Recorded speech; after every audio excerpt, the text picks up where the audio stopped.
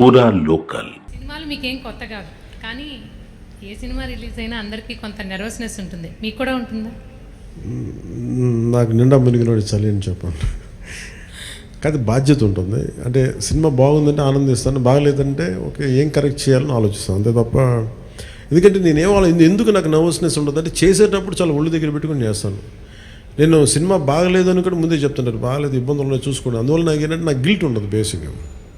ఇప్పుడు మెచ్యూరిటీ వచ్చి ఎప్పటి నుంచో మూవీస్ తీస్తున్నారు, ఇప్పుడు మీరు అలా అనుకుంటున్నారా? మొదటి నుంచి కూడా అలాగే ఉండేవాళ్ళ? దీనికి నేను సమాధానం చెప్పాను. మీరు కావాలన్న నా ఇంటర్వ్యూస్ చూసుకోండి, బిఆర్ రాజు గారితో ఉంటాయి. ఆ ఇంటర్వ్యూస్లో నేను ఇప్పుడు ఏం మాట్లాడినా అవే ఉంటాయి. అందుకని అందుకని ఉదాహరణకి తొలి ప్రేమ తీశాను. తొలి ప్రేమ షూటింగ్ చేసినప్పుడు సినిమా అయిపోయి రిలీజ్ అవుతుంటే నేను కూర్చొని అక్కడ ఒక్కనే కూర్చున్నాను.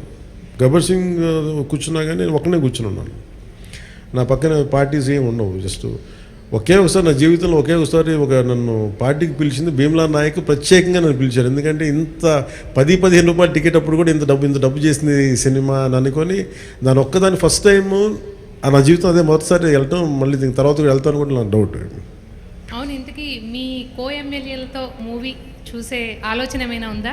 మీ కో ఎమ్మెల్యేలతో మూవీ చూసే ఆలోచన, ప్రపోజల్స్ ఏమైనా?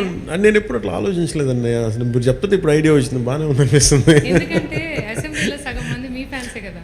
మేబీ మా ఎమ్మెల్యేస్ అందరికీ, మా కూటమి ఎమ్మెల్యేస్ అందరికీ ఖచ్చితంగా దీన్ని ప్రత్యేకమైన షో అయితే వేస్తే వాళ్ళు కోరుకుంటే ఖచ్చితంగా, అంటే నేను ప్రమోట్ చేసుకునే ఇబ్బందిగా ఉంటుంది కానీ ఖచ్చితంగా వాళ్ళందరూ అడిగితే మన హరిప్రసాద్ కానీ ఖచ్చితంగా I think will organise an exclusive screening for them. అందరికీ మనసులో ఉంది కానీ బయటకు అడగలేకపోతున్నారు. సో మీ ద్వారా వచ్చింది కానీ ఖచ్చితంగా నేను అడ్రస్ చేస్తాను. Thank you.